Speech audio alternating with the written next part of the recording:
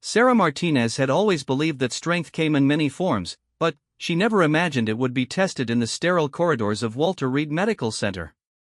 The 24-year-old former Army medic sat in her wheelchair, staring at the rain streaking down the window of her rehabilitation room. 3 months had passed since the explosion in Afghanistan that changed everything, yet the memory remained as sharp as broken glass in her mind. The doctors had delivered their verdict with clinical precision: incomplete spinal cord injury, T12 level. Partial sensation below the injury site, but walking again was unlikely. The word unlikely had become her constant companion, whispered in medical consultations, echoed in the concerned voices of family members, and repeated in the doubt that crept into her thoughts during the long, sleepless nights. "Sarah, your family is here," announced Nurse Patricia, a kind woman whose smile never wavered despite the daily heartbreak she witnessed in the rehabilitation ward. Sarah forced a smile of her own, though it felt like wearing a mask that no longer fit properly.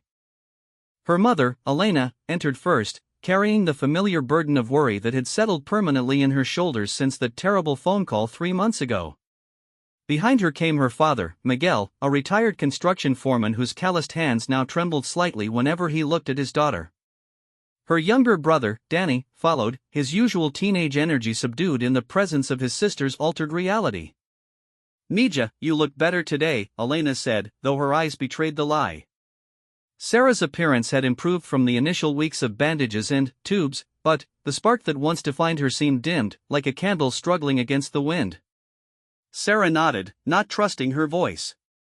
How could she tell them that each day felt like swimming upstream against a current of despair? How could she explain that the woman who once ran 5 miles every morning now struggled to transfer from her bed to her wheelchair without assistance? Miguel cleared his throat, a habit he'd developed when words failed him. "The physical therapist says you're making progress with your transfers." "Progress," Sarah repeated, the word tasting bitter in her mouth. "Yesterday I dropped my water bottle 6 times trying to reach it from my bedside table." "Is that progress, Dad?" The silence that followed was heavy with unspoken fears and broken dreams. Danny, who had always looked up to his sister as his hero, fidgeted with his phone, unable to meet her eyes. Sarah had been his role model, the one who taught him to ride a bike, helped him with homework, and showed him that anything was possible with determination. Now, seeing her struggle with the simplest tasks felt like watching a superhero lose their powers.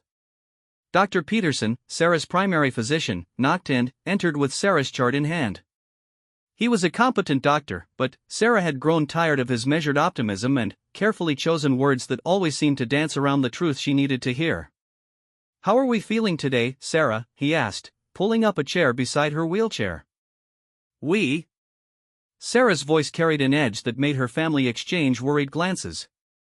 "I think I'm the only one feeling anything here, Doctor." Dr. Peterson maintained his professional composure. "I understand your frustration. Recovery from this type of injury is challenging, and it's normal to experience a range of emotions." Sarah's laugh was hollow. "Normal? Nothing about this is normal. 3 months ago, I was saving lives in a combat zone.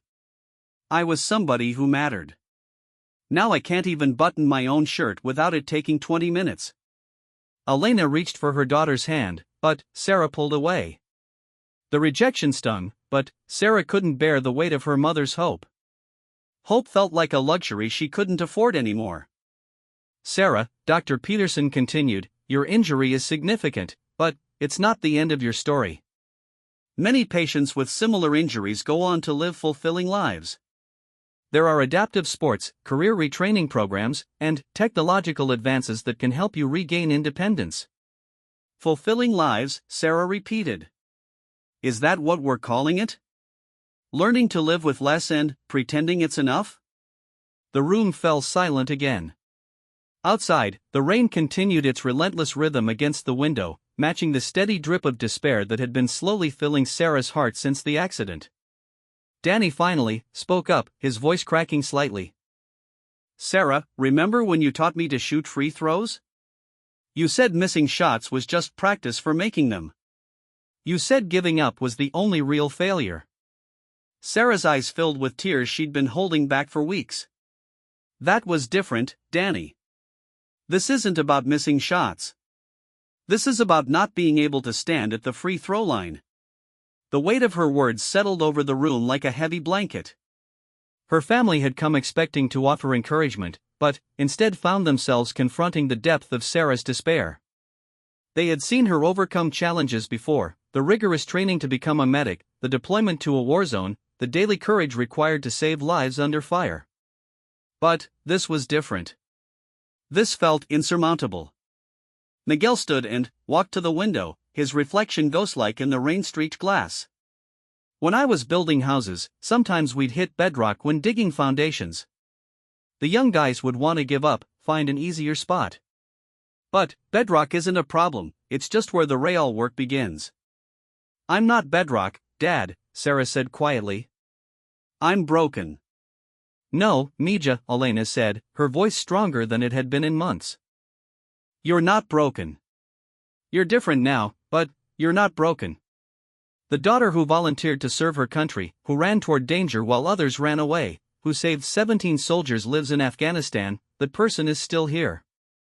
She's just learning a new way to stand tall." Sarah wanted to believe her mother's words, but they felt like trying to hold water in cupped hands. Everything that had defined her, her physical strength, her independence, her role as a protector and healer, felt lost in the explosion that claimed her mobility. Dr. Peterson made a note in Sarah's chart. "I'd like to discuss some options for your continued rehabilitation. There's a specialized program that might interest you. It's run by former military personnel who understand the unique challenges faced by wounded veterans." Sarah's interest was minimal, but she nodded for her family's sake. She had attended countless therapy sessions, support groups, and motivational presentations. Each one promised a path forward, but none had managed to bridge the gap between who she was and who she might become. That evening, after her family left, Sarah sat alone in her room as darkness settled over the medical center. The building grew quiet except for the soft sounds of medical equipment and the occasional footsteps of night staff in the hallway. This was when the weight of her reality felt heaviest, when the distractions of visitors and therapy sessions gave way to the stark truth of her situation. She transferred from her wheelchair to her bed, a process that still required careful planning and effort despite weeks of practice.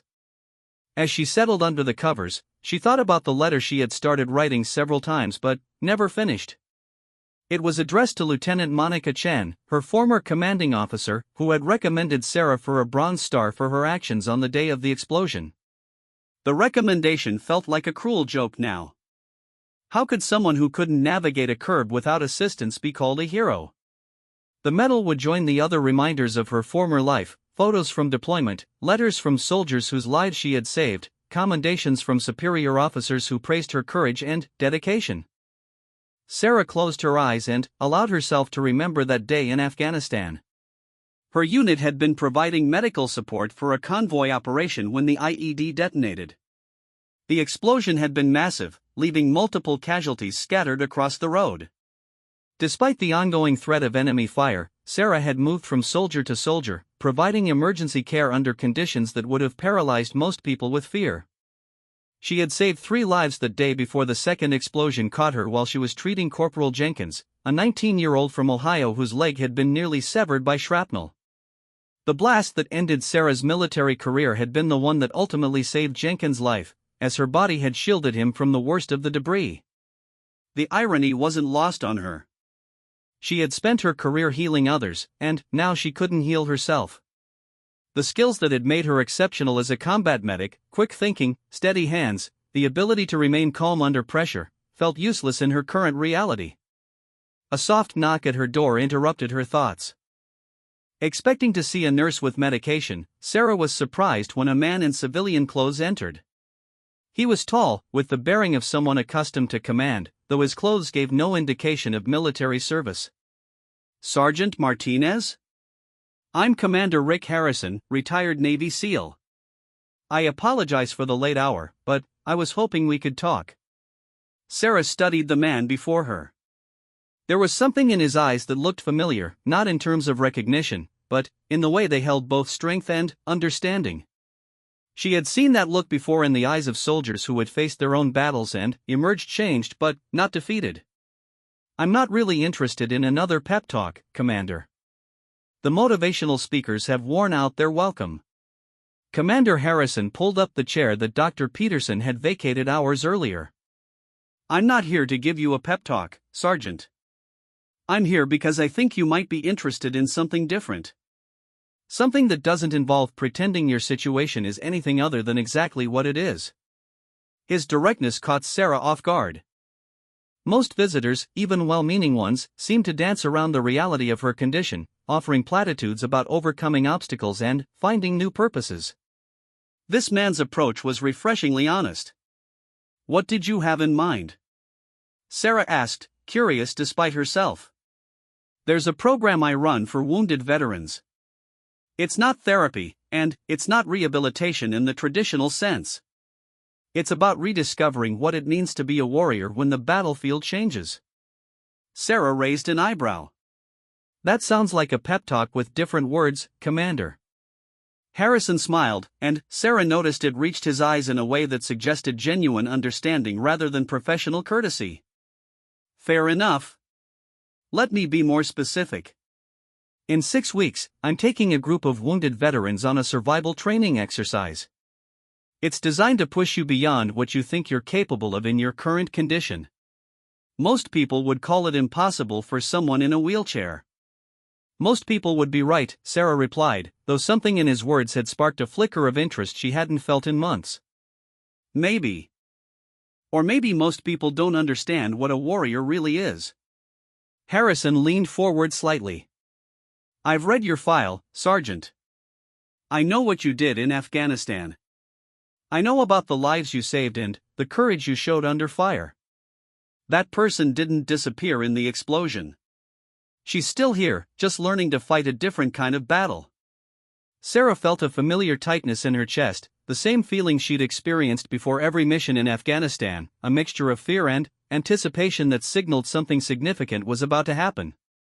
She had thought that feeling was lost forever, another casualty of her injury. What would this survival training involve, she heard herself ask.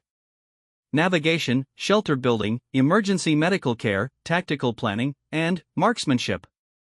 The same skills that made you effective in Afghanistan, adapted for your current capabilities.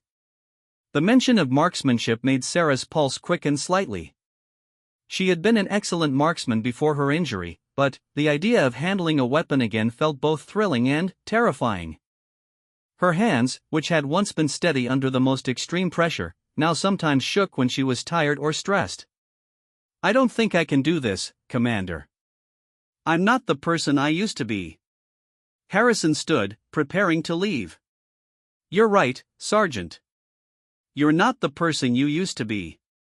The question is, who are you now, and what is that person capable of? He placed a business card on her bedside table. The program starts in 6 weeks at a facility in Colorado. If you decide you want to find out what you're really made of, give me a call. After he left, Sarah stared at the business card for a long time. Outside her window, the rain had stopped, and a few stars were beginning to appear in the clearing sky. For the first time since her injury, Sarah allowed herself to imagine a future that involved more than just learning to cope with loss. The card bore simple text, Harrison Tactical Training, Redefining Possible. Below it was a phone number and an address in Colorado Springs. Sarah had never been to Colorado, but she imagined mountains and open spaces, places where the horizon stretched far beyond the confines of hospital walls. She thought about Commander Harrison's words, "Who are you now, and what is that person capable of?" It was a question that demanded more than self-pity or resigned acceptance. It required the same kind of courage she had shown in Afghanistan, but directed inward rather than toward external threats. Sarah picked up the phone by her bed, then set it down again. The call could wait until morning. Tonight, she wanted to sit with the possibility that had been planted in her mind. For the first time in 3 months, the word impossible didn't feel like a verdict. It felt like a challenge. As sleep finally came, Sarah's dreams were filled not with explosions and hospital rooms, but with mountains and open sky. In her dreams, she was moving again, not in the way she once had, but in a new way that was uniquely hers. When she woke the next morning, the business card was still there, and so was the possibility it represented. Sarah stared at Commander Harrison's business card for 3 days before she found the courage to dial the number. Each time she reached for the phone, doubt crept in like fog rolling over a valley. What if she wasn't strong enough? What if the program exposed her as the broken shell she believed herself to be? The questions multiplied until the simple act of making a phone call felt like preparing for battle. On the 4th morning, Danny visited alone. He found her sitting by the window, the business card turning over and over in her hands like a prayer wheel. "You've been holding that thing since I got here," he observed, settling into the visitor's chair. "Are you going to call or just wear it out?" Sarah looked at her younger brother, noting how much older he seemed since her injury. The carefree teenager had been replaced by someone who carried worry in his shoulders and spoke with careful consideration. She hated that her situation had stolen some of his youth. "I'm scared, Danny," she admitted, the words feeling strange in her mouth. Fear wasn't something she had acknowledged easily in the past, even to herself. Of what? Sarah considered the question. Of trying and failing. Of proving that everyone who says I should just accept my limitations is right. Of being seen as weak. Danny was quiet for a moment, then leaned forward in his chair. "Remember when I was 8 and wanted to try out for the school baseball team? I was terrible at it, but you made me practice anyway. You said the worst thing that could happen was that I'd find out I wasn't good at baseball, and the best thing that could happen was that I'd surprise myself." "That was different," Sarah protested. "You were 8. The stakes were lower." "Were they?" Danny asked. At 8 years old, not making the baseball team felt like the end of the world. "But you taught me that the real victory was in the trying, not in the outcome." Sarah felt tears threatening again. Her brother's wisdom, delivered in his still cracking voice, cut through her defenses more effectively than any counseling session. "What if I can't do it?" she whispered. "Then, you can't do it," Danny said simply. "But what if you can?" That afternoon, Sarah finally made the call. Commander Harrison answered on the second ring, his voice calm and professional. "Commander Harrison. This is Sergeant Sarah Martinez. We spoke a few days ago about your training program." "Sergeant Martinez, I was hoping you'd call. Have you given some thought to what we discussed?" Sarah took a deep breath. "I have questions." "Fire away. Will there be other people like me?" "In wheelchairs, I mean." "Some. Others have different injuries. What they have in common is that they're all warriors who've had to redefine what that means." "What if I can't keep up? What if I slow everyone down?" Harrison's chuckle was warm rather than dismissive. "Sergeant, in my experience, the people who worry about slowing others down are usually the ones pushing everyone else forward. Besides, this isn't a race. It's about discovering what you're capable of when you stop focusing on what you've lost." Sarah gripped the phone tighter. "I don't know if I'm ready for this, Commander." "Nobody ever is. That's what makes it worthwhile." The conversation continued for 20 minutes, with Harrison explaining the program's structure, expectations, and goals. The 6-week intensive would take place at a facility in the Colorado Rockies, where participants would learn wilderness survival skills, tactical planning, and adaptive combat techniques. The program was physically demanding but designed to accommodate different types of injuries and limitations. "There's one more thing," Sergeant Harrison said before they ended the call. "This program isn't about fixing what's broken. It's about building something new with what remains."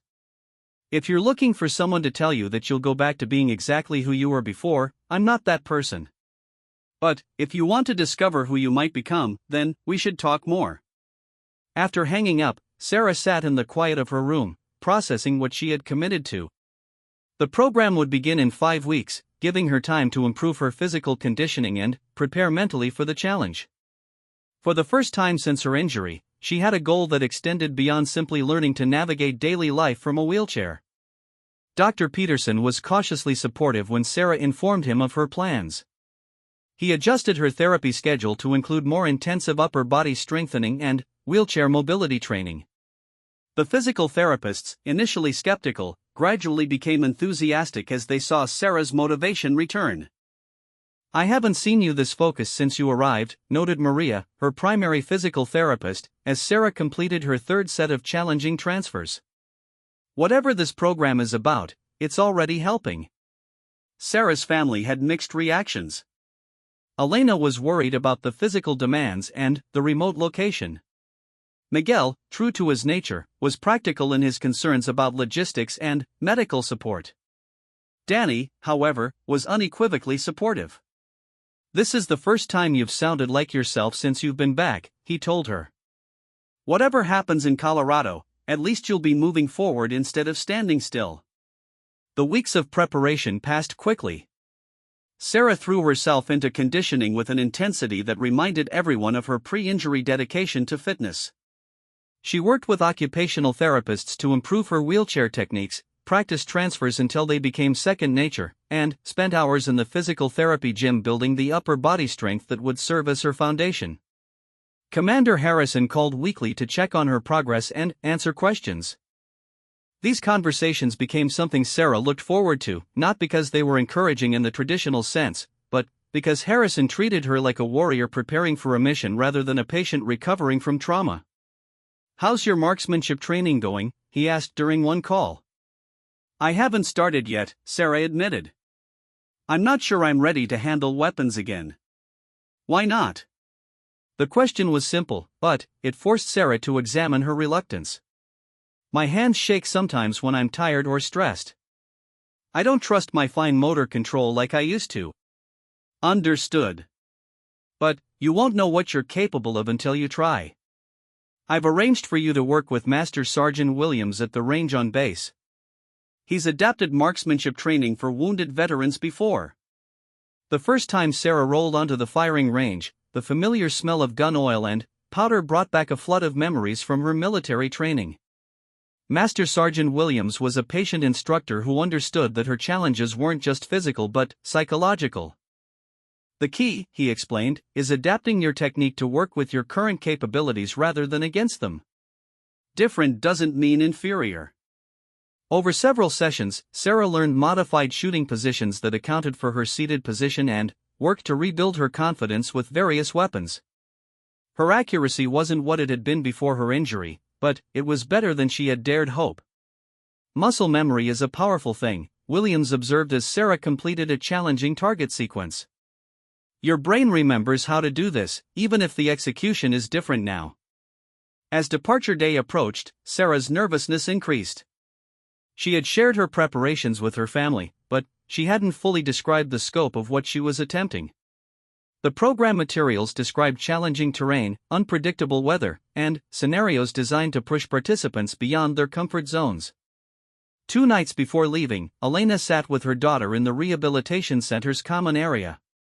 They watched the evening news together, a routine that had developed during Sarah's recovery. "Mija, are you sure about this?" Elena asked during a commercial break. "It's not too late to wait, maybe do it next year when you're stronger." Sarah understood her mother's concern, but waiting felt like surrendering to the fear that had already taken too much from her. "Mama, I've been getting stronger for months, but it's not physical strength I'm lacking. It's the belief that I can be more than what happened to me." Elena nodded, the worry remained etched in her features. "Just promise me you'll be careful. You're all I have." "You have Dad and Danny too," Sarah reminded her gently. "It's not the same. You're my strength, Mija. Even now, even like this. Watching you fight your way back has shown me what real courage looks like." The words hit Sarah unexpectedly. She had been so focused on what she had lost that she hadn't considered what others might see in her struggle. The idea that her fight for recovery could be an inspiration rather than a defeat was difficult to accept, but it planted a seed of possibility.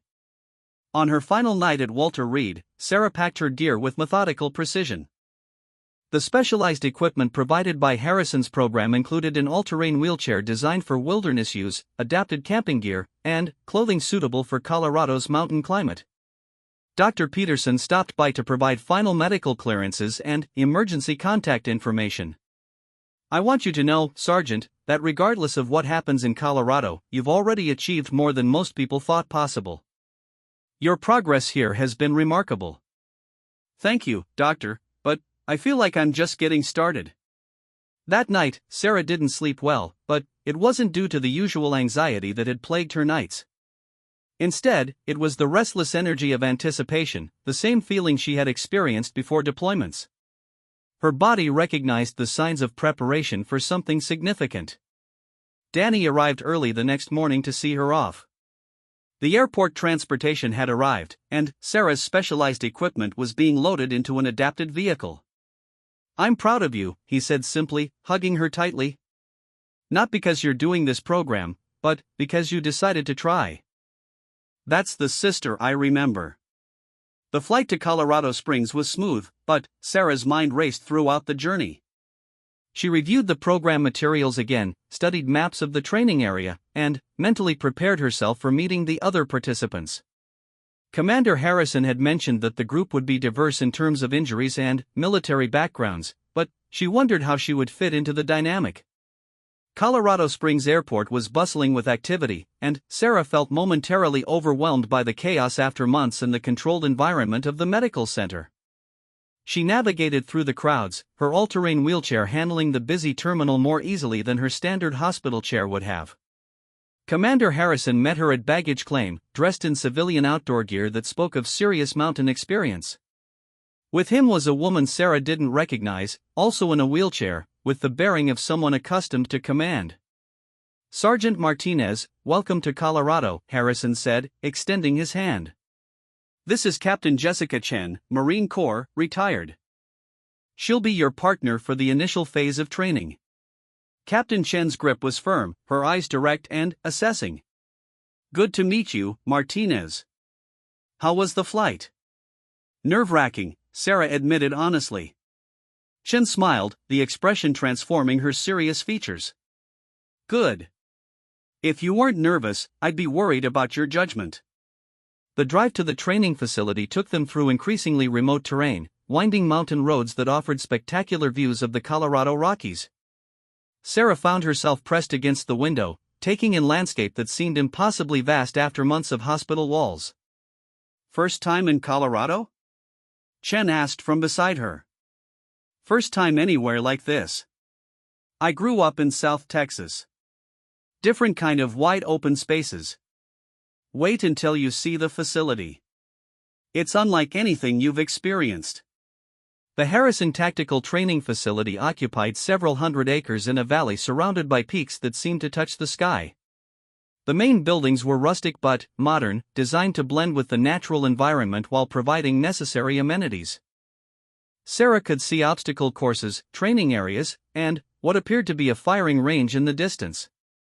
"Home for the next 6 weeks," Harrison announced as they pulled up to the main lodge. "Your fellow warriors are waiting inside." Sarah took a deep breath, squared her shoulders, and prepared to meet the people who would share her journey into the unknown. For the first time since her injury, she felt like she was exactly where she needed to be.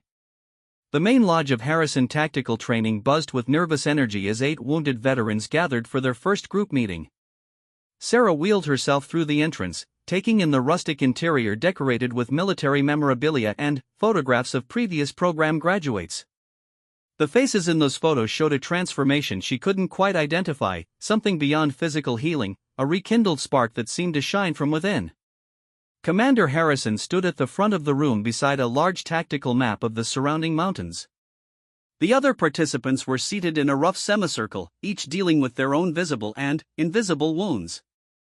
Sarah recognized the careful way they held themselves, the hypervigilance that came with military training combined with the adjustments required by injury. "Welcome, warriors," Harrison began, his voice carrying the authority of someone accustomed to addressing troops before difficult missions. "For the next 6 weeks, you'll be pushing beyond what you believe possible. This isn't therapy. This isn't rehabilitation. This is warrior training for the new battlefield of your life." Sarah studied her fellow participants as Harrison spoke. Besides Captain Chen, there was Staff Sergeant Marcus Thompson, an Army Ranger who had lost his left arm to an IED in Iraq. His adaptation to single-arm function was impressive, but Sarah could see the frustration in his movements when tasks required two hands. Petty Officer First Class Amanda Rodriguez sat with the rigid posture of someone fighting invisible demons. Her file listed PTSD and traumatic brain injury from a mortar attack on her base in Afghanistan. She appeared physically intact, but Sarah recognized the haunted look of someone battling wars that couldn't be seen. Corporal David Park had lost both legs below the knee and wore advanced prosthetics that looked more like technological marvels than medical devices. He moved with determined efficiency, but Sarah noticed how he avoided looking down at his artificial limbs, as if maintaining the illusion of wholeness through careful visual management.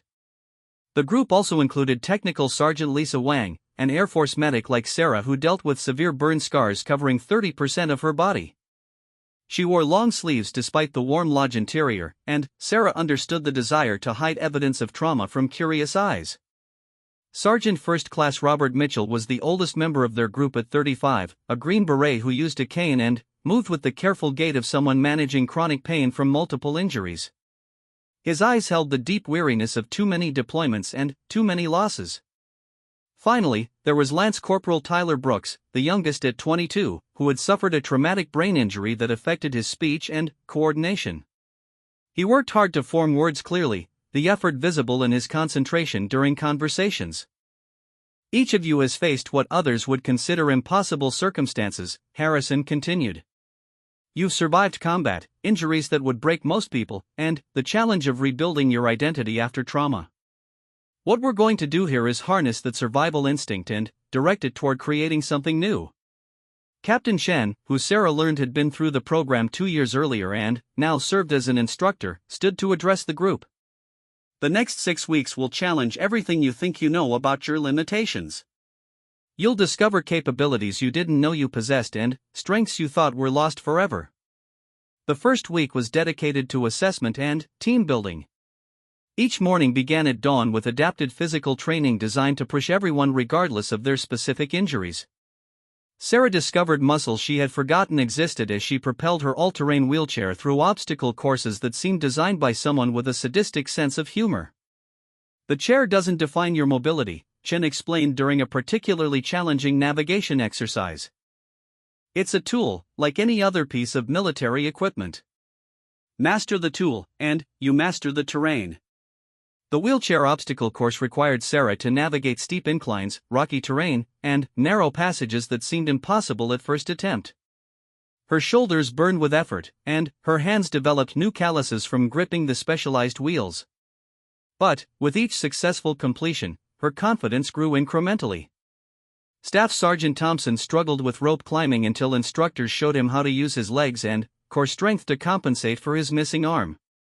His breakthrough moment came when he successfully completed a climb that had defeated him repeatedly over 3 days. The cheer that went up from the group when he reached the top spoke to their collective investment in each other's success. Corporal Park's prosthetics were remarkable pieces of technology, but they required constant adjustment and maintenance. He spent hours each evening working with the program's prosthetists to optimize their function for the demands of wilderness training. Sarah watched him methodically problem-solve challenges that would have frustrated others to the point of quitting. The marksmanship training was where Sarah expected to shine, given her military background, but her first day at the range was humbling. Her hands, which had once been rock-steady under pressure, trembled with fatigue and stress. Her shots scattered across the target in patterns that bore no resemblance to her former accuracy. "Breathe," Master Sergeant Williams coached from beside her firing position. "You're fighting your equipment instead of working with it. Your technique needs to adapt to your current reality, not try to recreate your past performance." Under Williams' guidance, Sarah learned to brace her shooting position differently, using the wheelchair and a specialized rest to create stability. Slowly, her groups tightened, and her confidence began to return. By the end of the first week, she was achieving accuracy that approached her pre-injury standards. The evening debriefing sessions were perhaps the most challenging part of each day. Harrison insisted on complete honesty about struggles, fears, and breakthroughs. The group gradually opened up, sharing stories that went far beyond their physical injuries. Rodriguez spoke about nightmares that made sleep feel dangerous, describing how the sound of helicopters or unexpected noises could send her into panic attacks that left her feeling weak and exposed. Her voice shook as she admitted, "I used to be fearless. Now I'm afraid of my own shadow sometimes." Mitchell described the chronic pain that colored every moment of his day, the way it sapped his energy and made him feel like a burden to his family. "My wife tries to understand, but how do you explain that some days just getting out of bed feels like climbing Mount Everest?" Park's struggle was different but equally profound.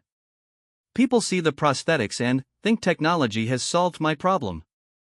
They don't understand that I'll never again run on a beach, feel sand between my toes, or have the simple pleasure of walking barefoot through grass. The technology is amazing, but it's not the same as what I lost." Sarah found herself opening up about her own battles with identity and purpose. "I was a medic. My job was to fix people, to save lives. Now I can't even fix myself. What good is a healer who needs healing?"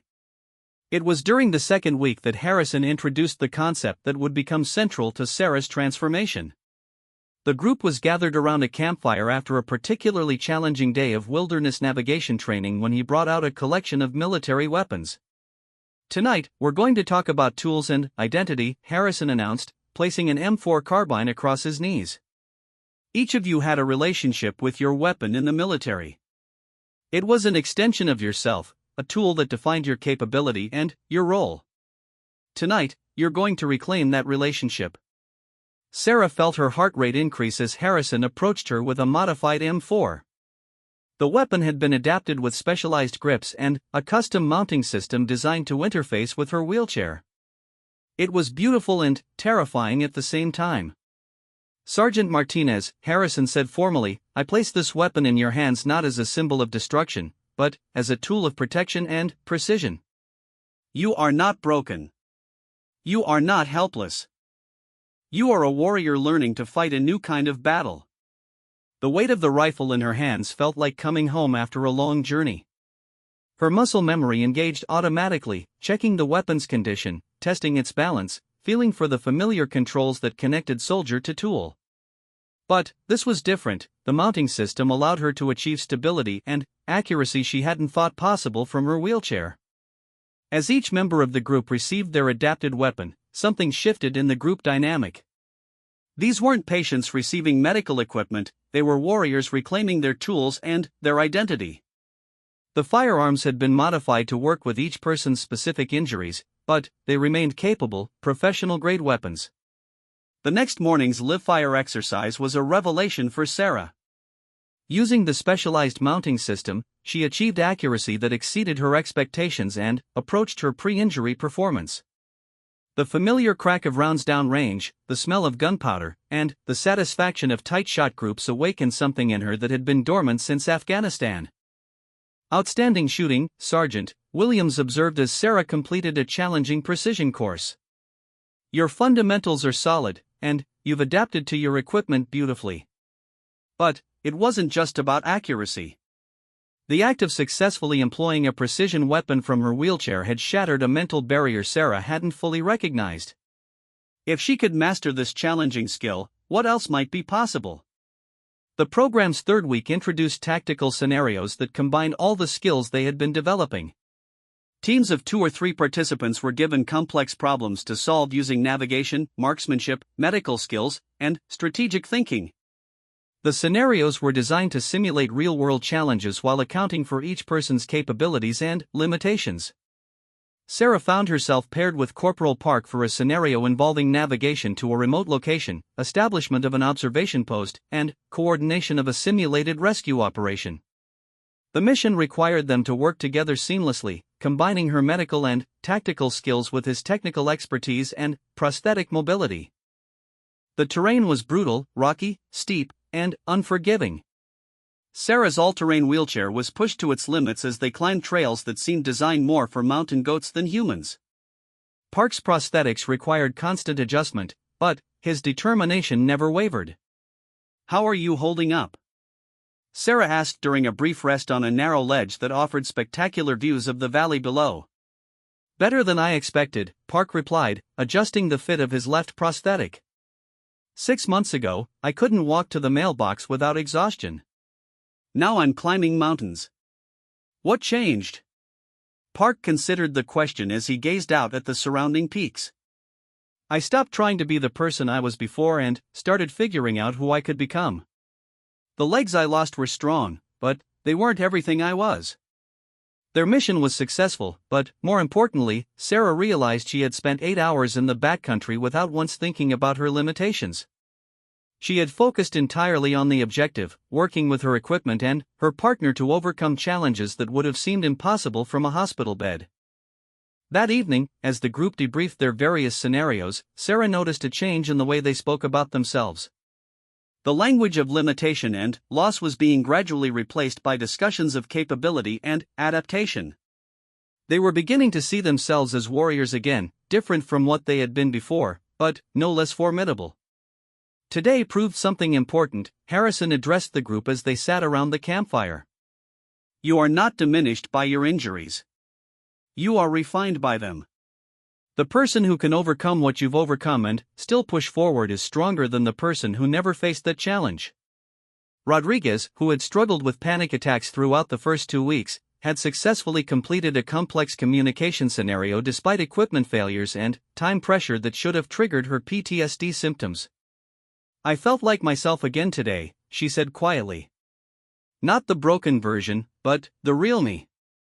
Mitchell, despite chronic pain that never fully subsided, had led a team through a challenging problem-solving exercise that required both physical endurance and strategic thinking. The pain is still there, he acknowledged, but it doesn't define what I can accomplish anymore. Sarah looked around the fire at her fellow warriors and saw something that hadn't been there when they arrived. It wasn't just confidence, though that was part of it.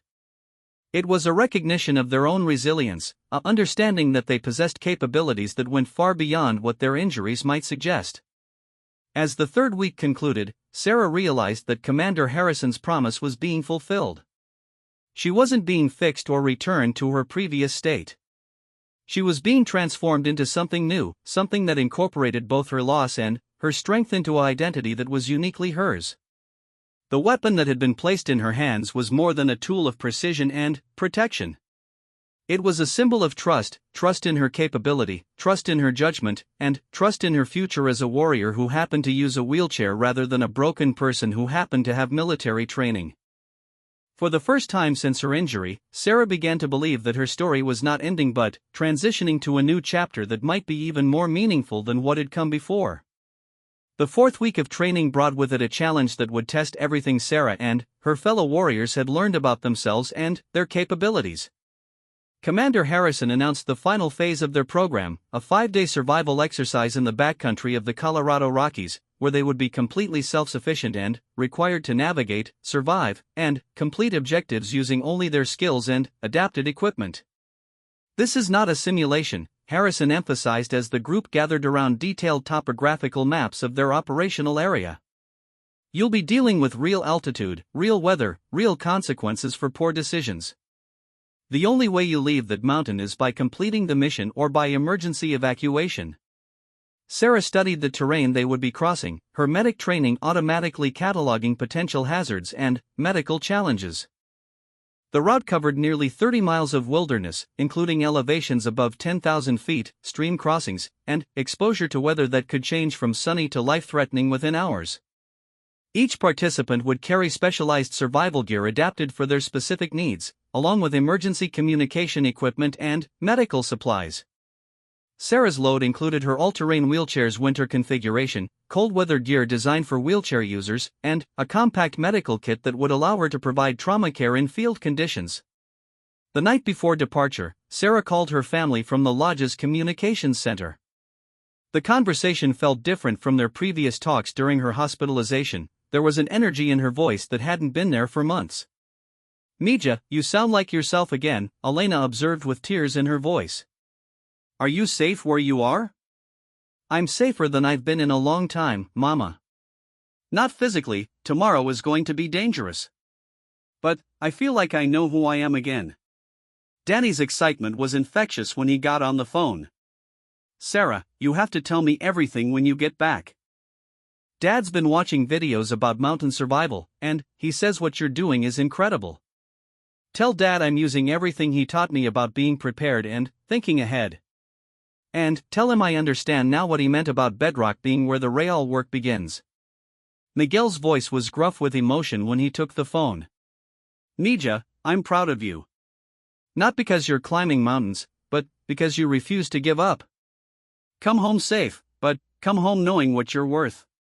The conversation with her family reinforced something Sarah had been feeling throughout the program. She wasn't just healing from her injury, she was discovering strengths and capabilities she hadn't known she possessed even before Afghanistan. The group's departure was scheduled for dawn, but Sarah woke before her alarm, filled with the familiar pre-mission energy that she remembered from her military days. This time, however, the nervousness was tempered by confidence in her equipment, her training, and her teammates. Captain Chen conducted the final equipment inspection with military precision, checking each person's gear and reviewing emergency procedures. The adapted equipment was impressive: wheelchairs designed for extreme terrain, prosthetics optimized for wilderness use, and specialized gear that enabled each warrior to function effectively in challenging conditions. "Remember," Chen addressed the group as they prepared to move out, "you are not here to prove you can overcome your disabilities. You're here to prove that your disabilities don't define your capabilities." The first day's objective was to reach a designated base camp 12 miles away, crossing terrain that included rocky trails, stream crossings, and a significant elevation gain. Sarah's all-terrain wheelchair, equipped with specialized tires and a low gear ratio, performed better than she had dared hope on the challenging trails.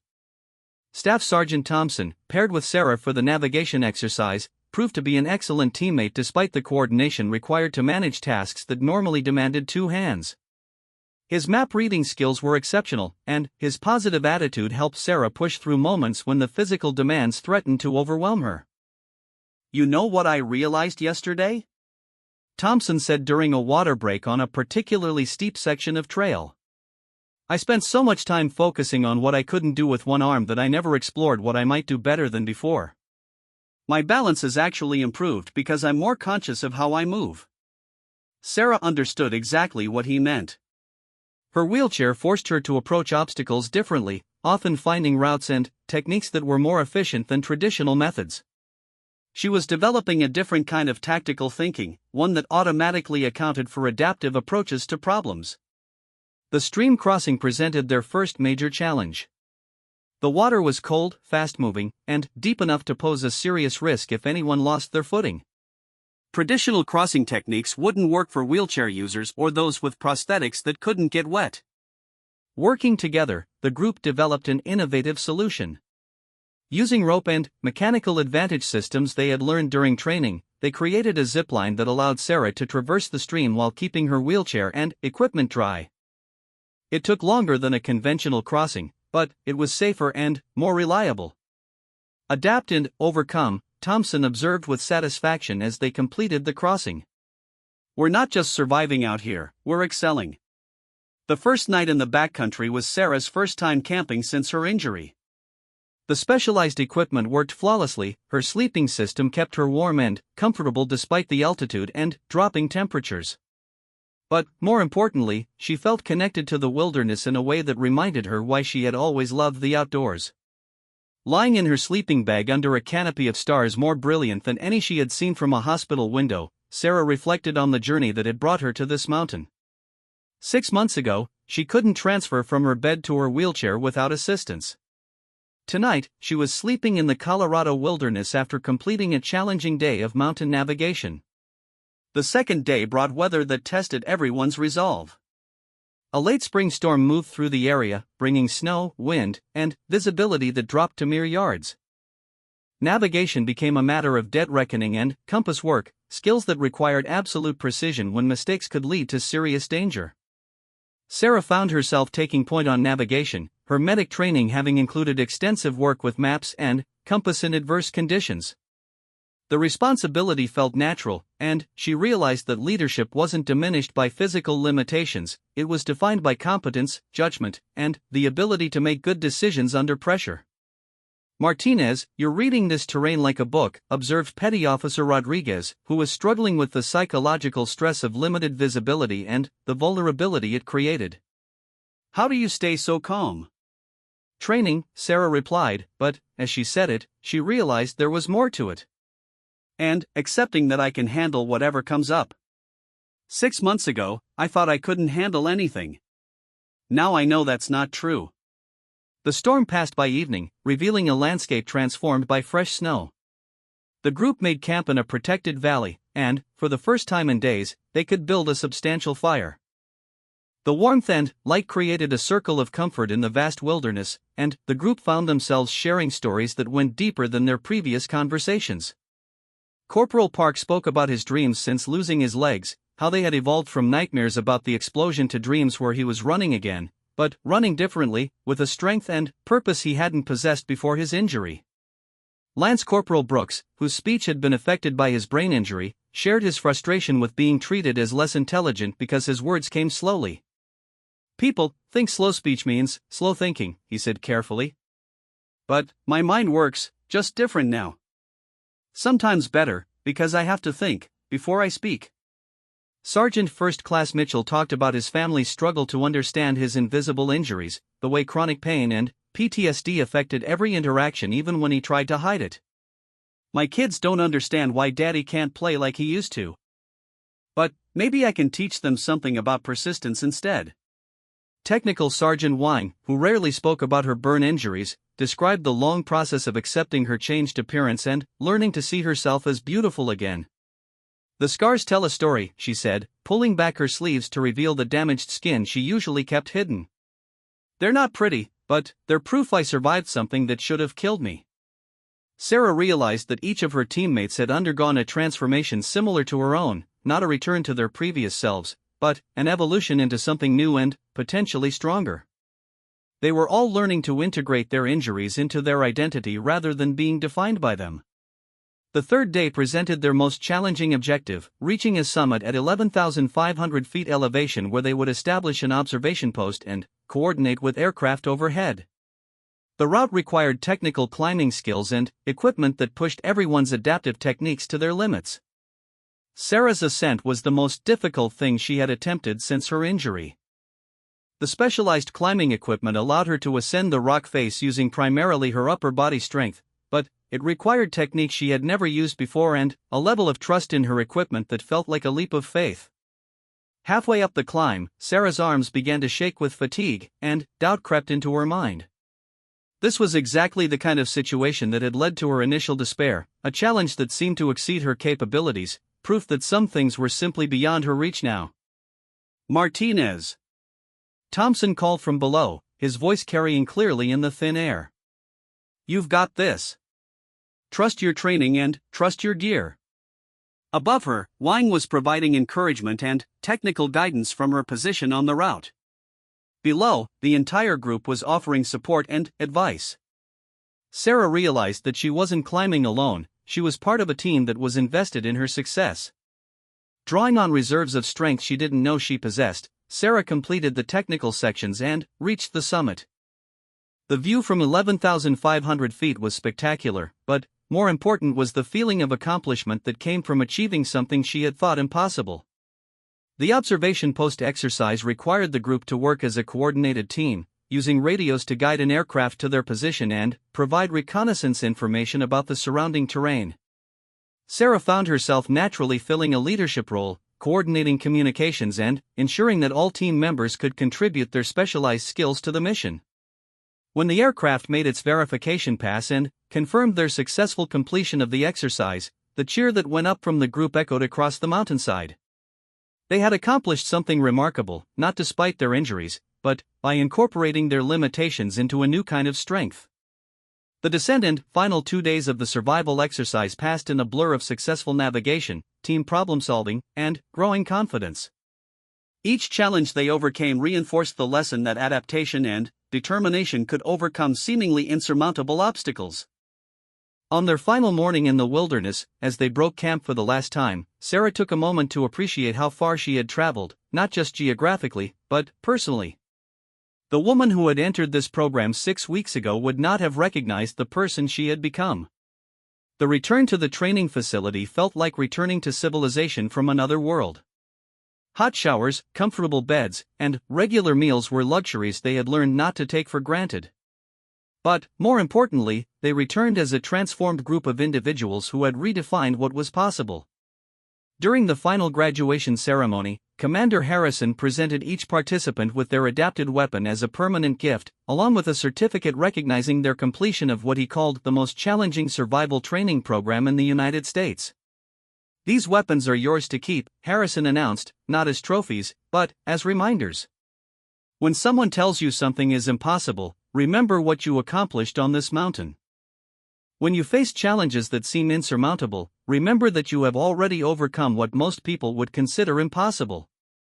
As Sarah held her modified M4 carbine, she thought about the journey that had brought her to this moment. The weapon in her hands was more than a tool, it was a symbol of trust, capability, and the belief that she could continue to grow beyond what anyone, including herself, had thought possible. The drive back to Colorado Springs was quiet, each participant lost in their own thoughts about what they would do with their newfound confidence and capabilities. For Sarah, the question wasn't whether she could return to a meaningful life, but what form that life would take. During the flight back to Washington, Sarah began drafting a letter to Lieutenant Monica Chan, her former commanding officer. This time, the words came easily. "Ma'am, I wanted you to know that the Bronze Star recommendation you submitted was not for the person I used to be, but for the person I was becoming. The explosion in Afghanistan didn't end my story, it began a new chapter. I'm ready to continue serving, not in spite of my injury, but because of what it has taught me about real strength. I hope we can discuss opportunities for someone with my unique qualifications and perspective." When the plane touched down at Dulles Airport, Sarah's family was waiting at the gate. Their faces showed a mixture of relief, pride, and amazement at the transformation they could see in her posture, her expression, and her voice. "Mija," Elena whispered as she embraced her daughter, "you look like you've come home to yourself." Sarah smiled, feeling the truth of those words. She had indeed come home, not to the person she used to be, but to the person she was meant to become. The mountains had given her back something she thought was lost forever, not the use of her legs, but the belief in her own limitless potential. As they drove through the familiar streets toward home, Sarah realized that her journey was not ending but beginning.